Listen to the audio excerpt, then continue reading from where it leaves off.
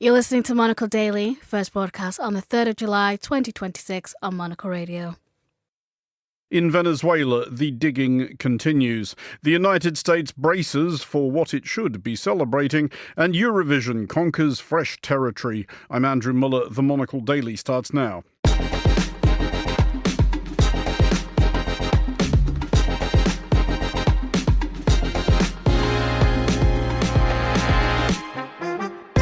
Hello and welcome to the Monocle Daily, coming to you from our studios here at Midori House in London. I'm Andrew Muller. My guests Catherine Ellis, Charlotte McDonald-Gibson and Fernando Augusto Pacheco will discuss the day's big stories. We'll hear from the head of communications at Eurovision about Canada joining the contest, and we'll have our weekly wrap-up of what we've learned. Stay tuned, all that and more coming up right here on the Monocle Daily.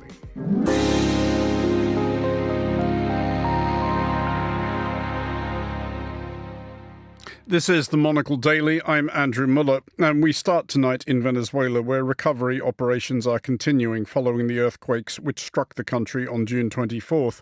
As of this broadcast, 2,595 people are confirmed dead, though that number seems certain to rise. Tens of thousands more are still missing, and though the occasional near-miraculous rescue from the rubble is still occurring, hope of many more such is fading.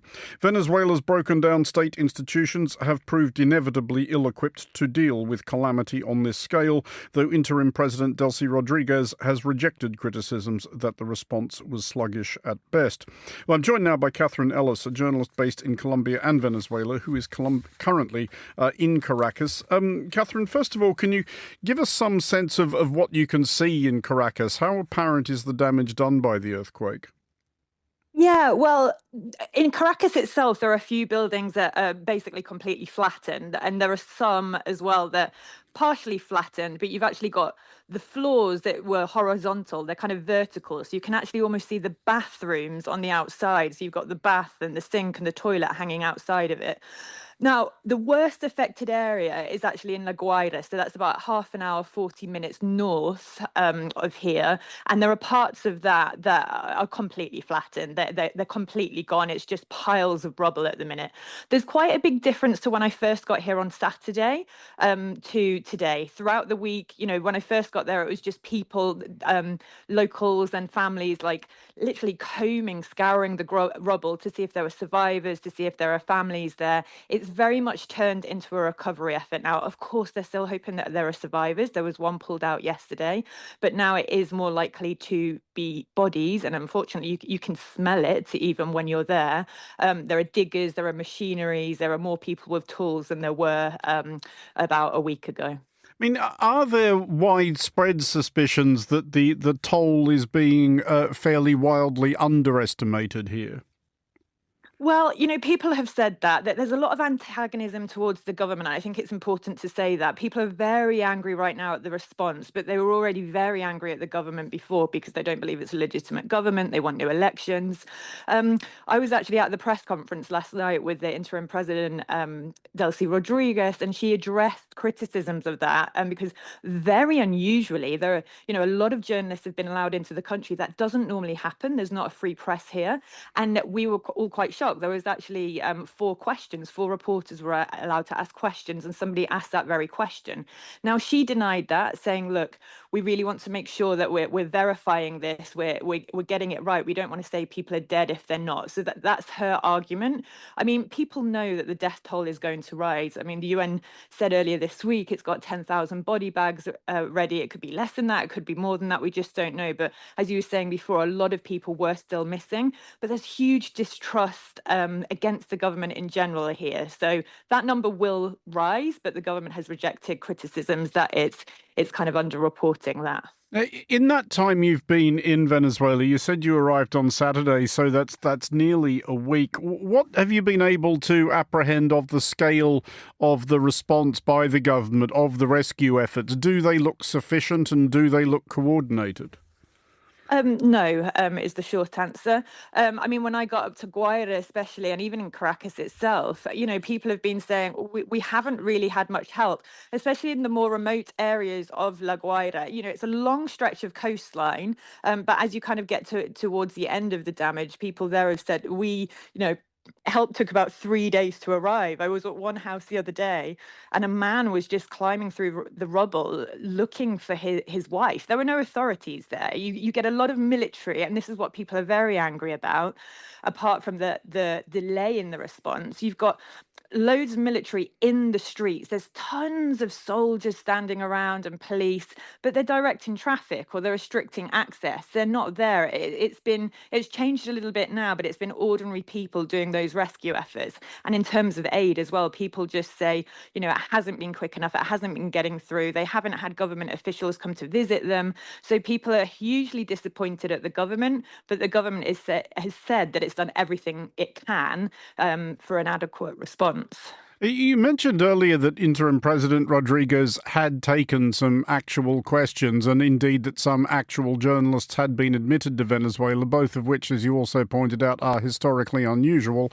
But it's also usually the case that an authoritarian government, as I think we can call them, at a time of crisis, usually just pivots instantly to complete denial of everything. They say, no, everything's great, nothing's bad is actually happening, it's all lies, etc. Is Interim President Rodriguez, do you think, trying to find some way to acknowledge that anger? No, I don't think she is. I mean, definitely last night, I was kind of filming on my phone at one point when the journalists, these 4 journalists were allowed to ask questions. And I had to look at a colleague at one point. We were just amazed. She started kind of almost a tirade of kind of angry comments talking about media laboratories and disinformation, and definitely trying to control the narrative. There was no real apology. She was saying she's done everything. I posted even this on X, and a lot of Venezuelans were saying these are all lies. It's lies. There was no one here. There was no one here. She has tried to do damage control, as have a lot of the government officials. So they're posting photos and videos of her going around hospitals, aid camps, hugging children. They know that they've been damaged by this. Their image has been damaged, but people say they haven't done enough and lives have been lost. Now, some of that is true, that there are a lot of rumors and a lot of disinformation as well, that aid hasn't arrived because the government has blocked it. Some things might be true and some things are rumors, so we have to kind of bear that in mind. But overall, the general feeling is that it's been a very kind of late, slow and chaotic response, and no apology for it. I mean, obviously what people are presently focused on is attempting to rescue and recover the people who have been lost, and on those rescue efforts, deficient as they may be. But has there been any talk yet about what might have prompted the death toll beyond the fact of the earthquake? Because it is a truism that in an earthquake, it's not actually the earthquake which kills people. It tends to be lax or badly enforced building regulations, which is why the same earthquake, which would be a calamity and is a calamity somewhere like Afghanistan, is more or less shrugged off by a big city in Japan. Yeah, well, it's quite interesting, actually, in Venezuela, because it has experienced earthquakes before. So there was a particularly bad one in 1967. And then what actually happened after that, a lot of the new buildings, had to have these special regulations. So they were kind of earthquake proof, basically. Now, a lot of the buildings, even if you're in Guaira, some look like they haven't been touched at all, where the others are completely flattened.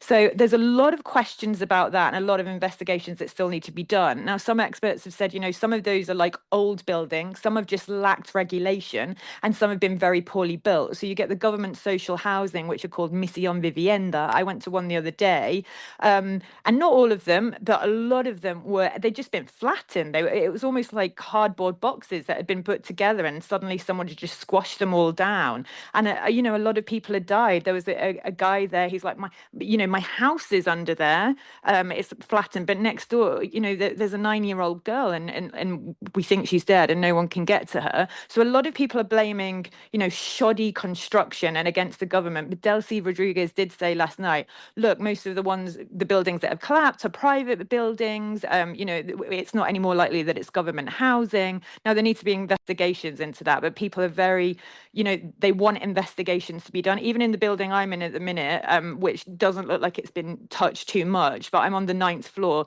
The lifts aren't working. We're not allowed to have lifts at the minute, so you've got to go up and down by the stairs. So there are checks being done now, but a lot of those checks are actually being done by local people, local engineers as well. So it's really local people and Venezuelans that they say are kind of taking charge of this. Catherine Ellis in Caracas, thank you for joining us. You're listening to the Monocle Daily.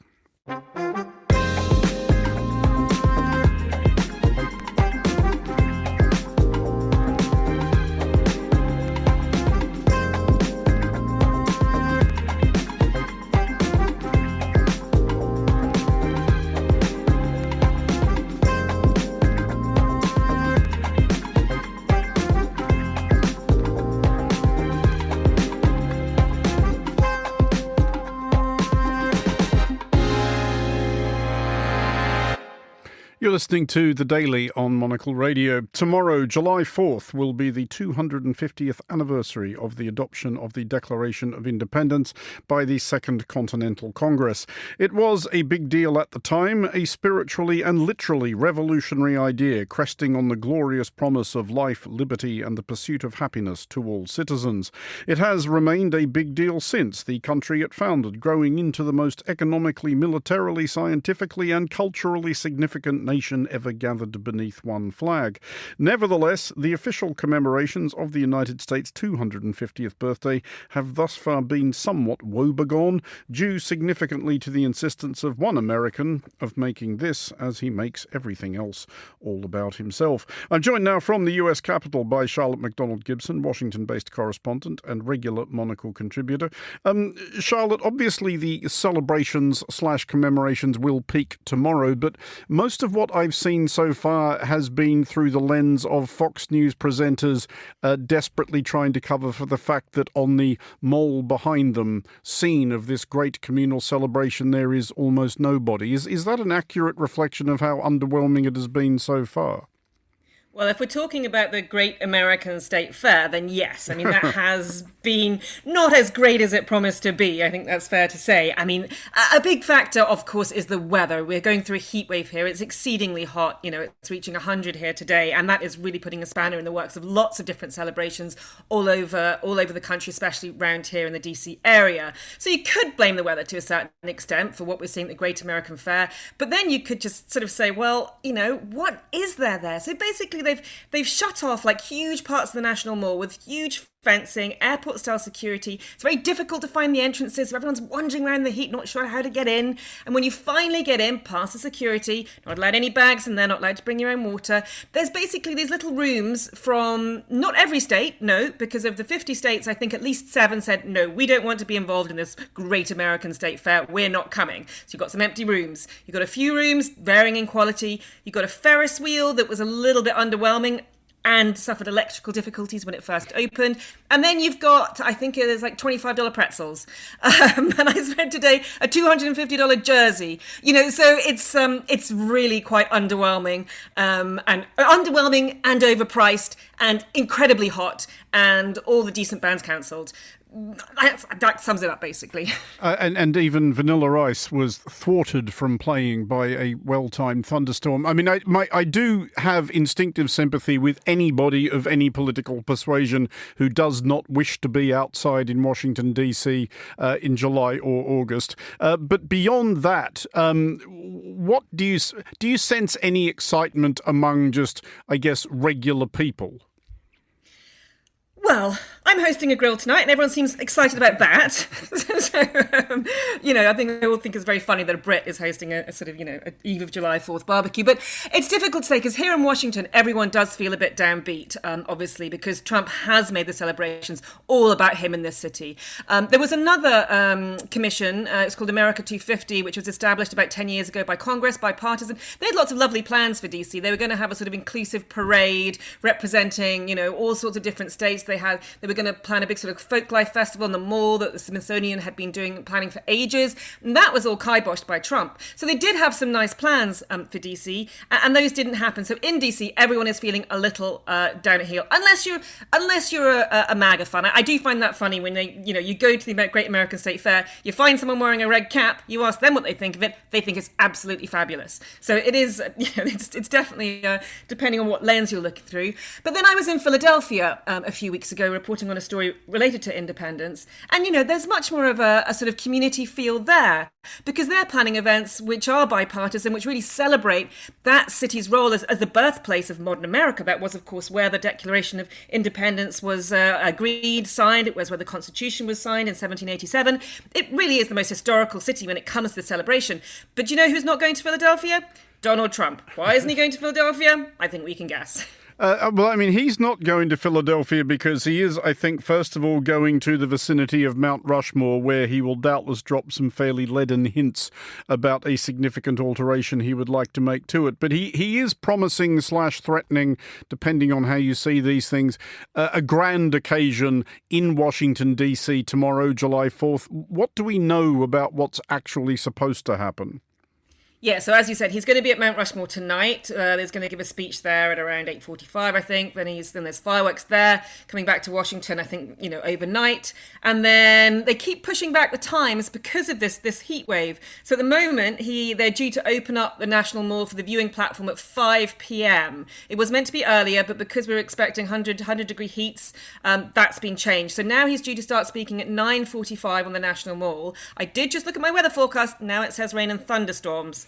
So who knows? And then after that, at around 10:30, we've been promised the greatest fireworks display the world has ever seen, because we know that Trump is, not immune to hyperbole. So then we've got a massive fireworks display at around 10:30. We look forward to that. Charlotte McDonald-Gibson, Monocle contributor in Washington, D.C., thank you for joining us. This is The Daily.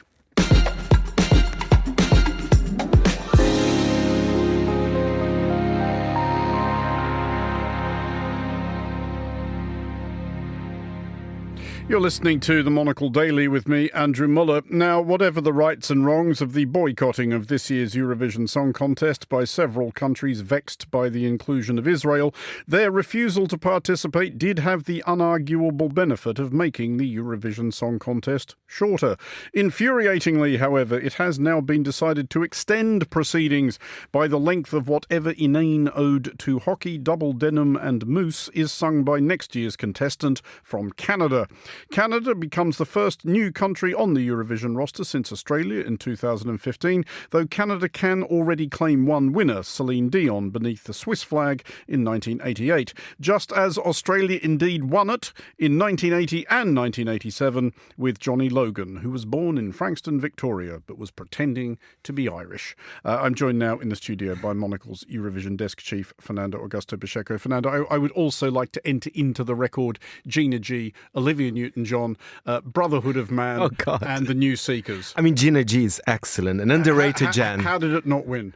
Just a little bit. I have no idea. It really deserved to win. Scandalous. Well, I think that's all we've got time for. No, but seriously. Canada joining Eurovision.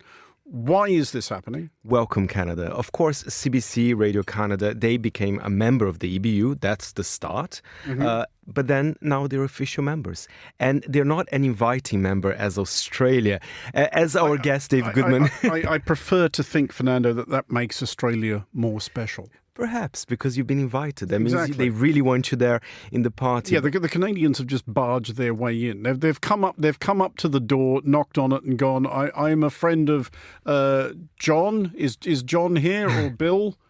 Whereas Australia invited. But you know what? I am personally quite excited for Canada because I think it feels very organic. They had a lot of fans in Canada, Eurovision fans there. And I think even politically it's being helped because Mark Carney, the Prime Minister of Canada, I think he quite likes Eurovision. Well, he was here a long time. As Governor of the Bank of England, he would be familiar with the concept. Absolutely. And as you rightly said, Celine Dion won, but it's not just Celine Dion. There's been a lot of Canadian contestants. We have Lara Fabian. Who can forget? Who can forget Lara Fabian, of course, in the late 80s. I think it's quite interesting. And I wonder now with Canada back, of course, it's early to discuss this. I wonder if other countries will reconsider if they're going to be on Eurovision or not. And I'm talking here about, Spain. I'm talking about Iceland, the countries that decided to boycott this year. I wonder if the boycott will continue or it will end. We have no idea yet. We will doubtless return to that next year when we get into proper Eurovision silly season, Fernando. I'm kind of vaguely resentful that you have somehow crowbarred a Eurovision item into the Daily when it's July. I'm not supposed to even have to say the word Eurovision again until about March. I thought it was all over. It's big news, and I remember, to be honest, if I give you some insight, when it happened, please. I had to leave the office like in 10 minutes. I had a meeting to go. But then, as soon as I got the email, I spoke to my colleague, Chris Charmack. I said, Chris, we need to do a pre-recorded interview right now. This is big. Yeah, and Chris probably said something like, that'll really annoy Andy.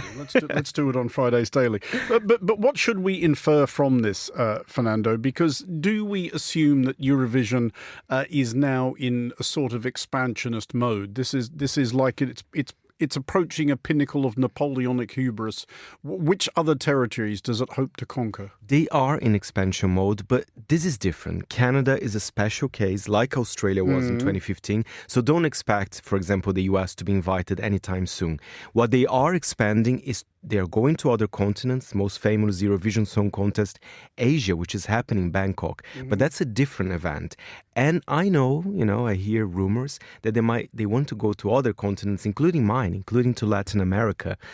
But, I think in terms of adding a non-European country to the roster of the original show, I think after Canada, I have no idea which other country they could invite. Well, Fernando, surely to goodness, if only because we have sitting right here in the studio, i.e. in your chair, the obvious person to read out the votes from the Brazilian jury.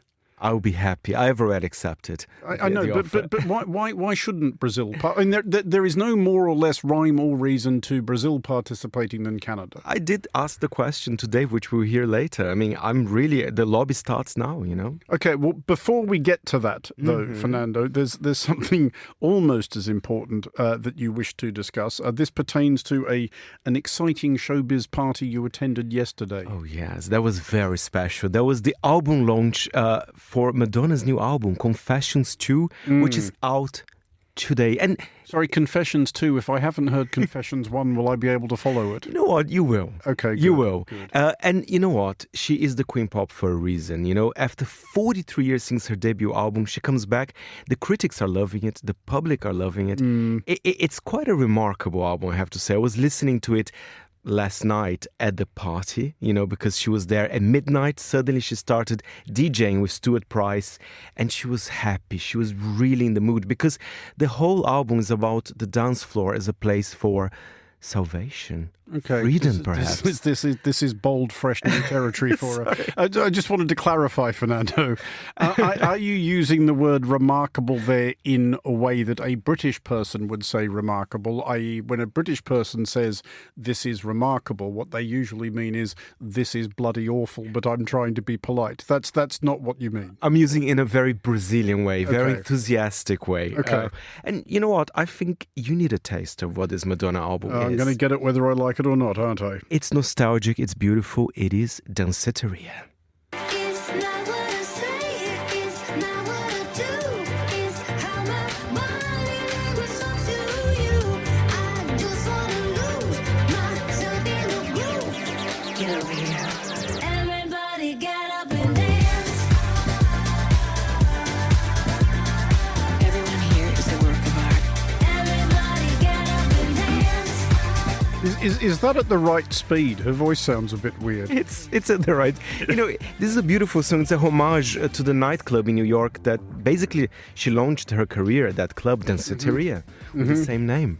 So, but is that indicative of the album as a whole? Yes, but there are more kind of touching songs. There's one song about her late brother who died this year, Christopher. So the critics are saying that it's one of the most revealing albums of Madonna because she can be quite standoffish in many ways. But I think you understand a little bit more about her soul in this album.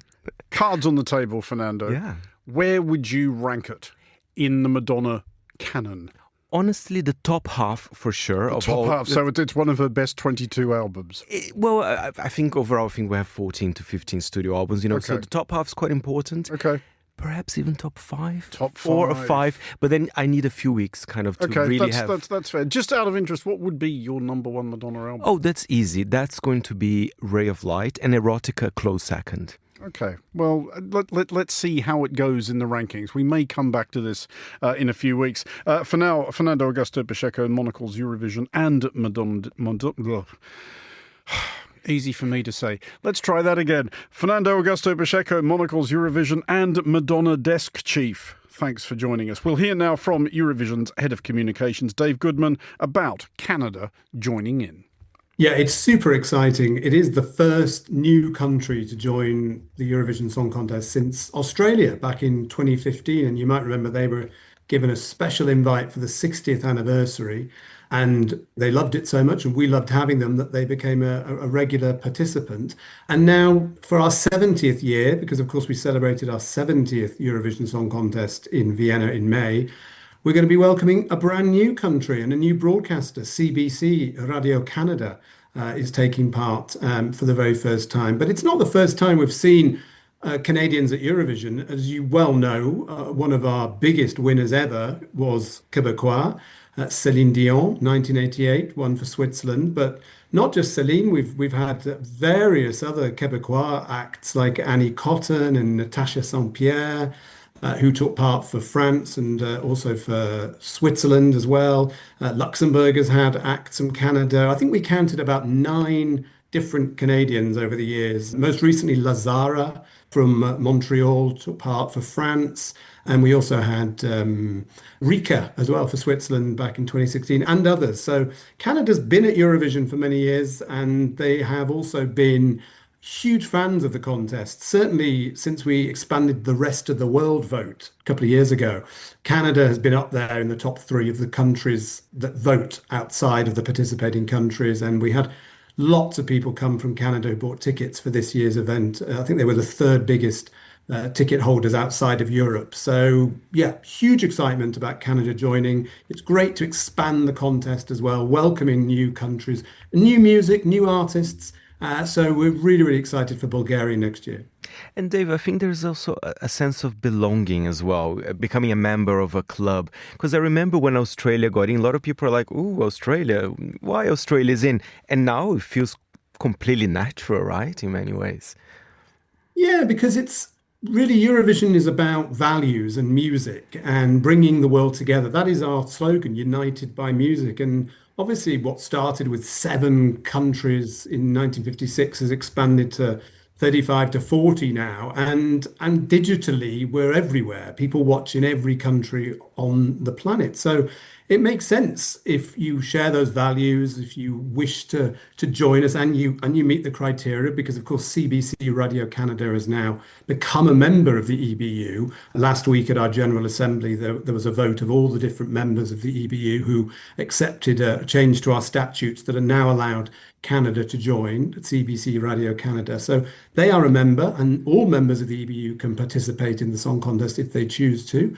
And so we're really excited that Canada's chosen to do that. Of course, Australia is an associate, as was Canada since 1950, when the EBU was created. CBC has been an associate. So Australia receives a special invite because they have a long history with the song contest. And Canada, CBC, now a member, can participate with all the other members. And it's great. It's really great to bring this to another nation, and a huge musical nation as well, because Canada's produced some of the world's biggest stars.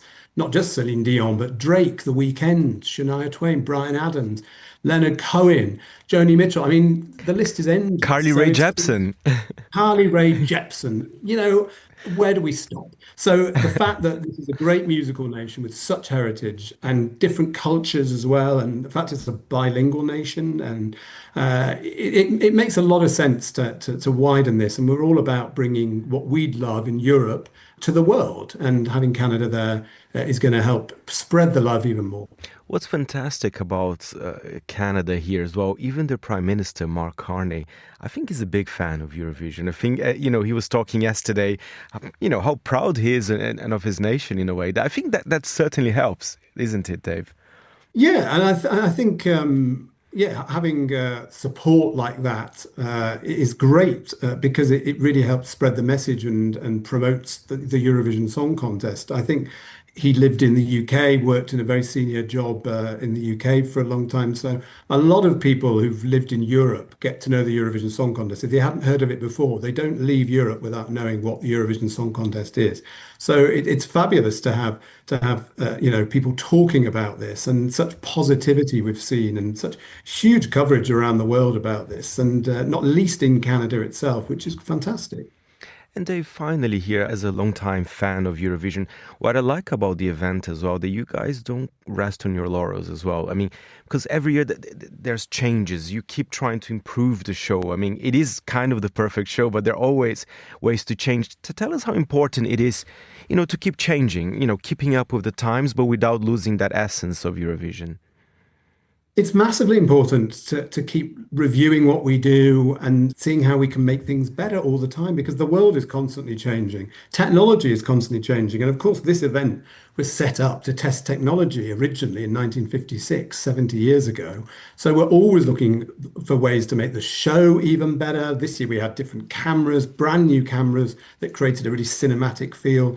But also when it comes to our voting, for example, obviously we've been moving all the time with that over the years. It's gone from jury voting to public voting via telephone to now online voting as well. We introduced the rest of the world vote because we knew we were popular through all our digital channels internationally. So we wanted everybody to be able to participate in the event. So we never stand still. We're always looking at ways, and we're doing that right now, looking at ways to make the voting even easier, to broaden the engagement, encourage the engagement, because we know that people want to interact. Live television, as we can see right now with the World Cup, it's rare for people to get behind their television screens collectively, internationally. And sport and the Eurovision Song Contest is where people do that. And we know that people want to interact and participate and have a say in what they're seeing and engage with it. So we're always looking at ways to improve that on our digital platforms, but also in the show itself. So next year,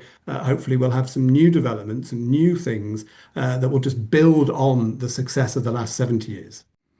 That was Eurovision's Head of Communications, Dave Goodman, there, speaking with Monocle's Fernando Augusto Pacheco. Finally, on today's show, our weekly attempt to calculate how much wiser we are, measured against 7 days ago.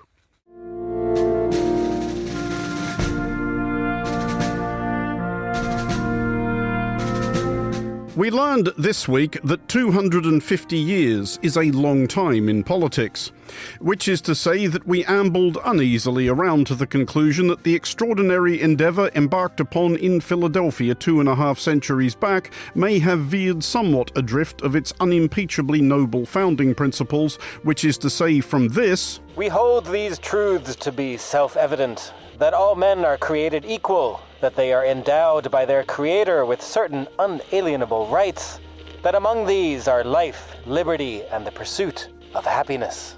To this: the reflecting pool, which suffered great damage due to the vandals and radical left scum that hate our country, has been for the past 2 days in full operation. It looks beautiful. Yes. Using your skill and judgment, guess which of those statements was drafted by the United States' third president and which by its 45th and 47th, in your own time, etc. We learned, however, that much to our surprise, Donald Trump, of all people, appeared to have made a public statement that was at significant variance with the truth, an absolutely unprecedented and unfathomable event, akin perhaps to a cat being born with 28 toes. Huh? What we are doing here is foreshadowing, i.e. teeing something up which will pay off a bit further down the track. So, cat with 28 toes, right? Bear that in mind. Maybe write it down.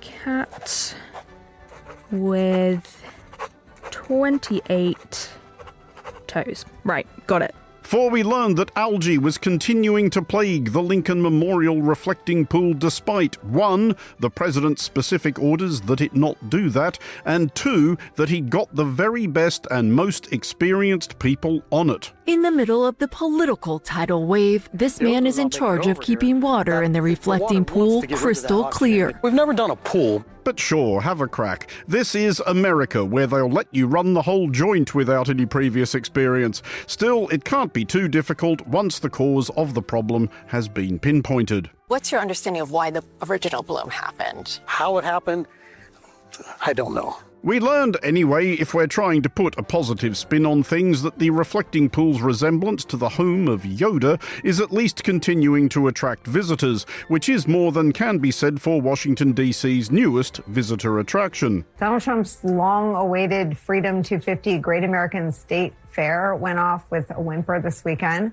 with what looked like dozens of people showing up for the event. We learned, however, when we went into it a bit further, that dozens of people is actually a pretty remarkable turnout for a slate of entertainment. You'll have to imagine your own inverted commas around entertainment, including this guy. For me, this is the greatest thing ever. The invite alone, it's a huge honor. That guy being one of very, very few musicians who did not regard the invitation, much as one might regard a ticking parcel wrapped in anthrax-laced paper and trussed with barbed wire, i.e. this guy. Ice, ice, baby. All right, stop, collaborate and listen. Ice is back with my brand new invention. Specifically durable personification of the adjective hapless Vanilla Ice, although we learned that he was unable to delight the crowd of literally several due to inclement weather. So we may have learned conclusively of the existence of a merciful God, or at least an almighty who takes their hip-hop seriously. We did learn, however, that Ice was not about to miss the opportunity to tout for further business. I'm an entertainer who played for Boris Yeltsin. I've played for, Iran, Iraq. I'd play for Putin, and I'd go over with Dennis Rodman and play for Kim Jong-un. Though maybe we should give sanctions more time to work before we threaten anything that drastic. Could someone wheel in the studio gong and bring the mallet?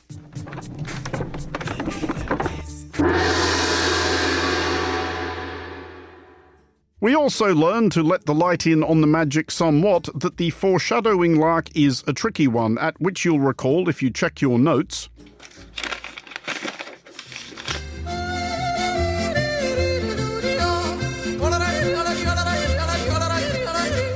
That it had been very heavily hinted that there was going to be a thing about a 28-toed cat, and indeed there is. But before we get to that, there's another foreshadowing we need to follow up on, which is the bit about the algae in the Lincoln Memorial reflecting pool. Honestly, it never seemed this complicated when Chekhov put a loaded gun on the stage early doors. Still, that's why he got a Pushkin Prize and we didn't, or at least not yet. Come on.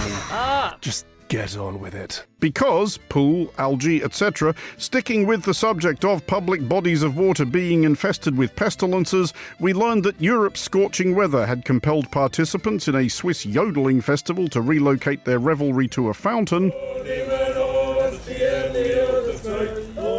And, by way of concluding this week's endeavours in foreshadowing, not sure how great a success it has been overall if we're honest, we learned of the equalling of the world record for the most prodigiously polydactyl cat, i.e. the one to which we alluded earlier, a Michigan-based feline with 28 toes, i.e. 10 more than the standard allotment. We anticipate learning in due course of the longest version of This Little Piggy ever recited by a domestic pet. And that is all for this edition of the Monocle Daily. Thanks to our guests today, Catherine Ellis, Charlotte McDonald-Gibson and Fernando Augusto Pacheco. Today's show was produced by Chris Chermak and researched by Josefina Astrid-Nagler-Gomez. Our sound engineer was Steph Chungu. I'm Andrew Muller here in London. The Daily is back at the same time on Monday. Have a great weekend. Calm the Socceroos.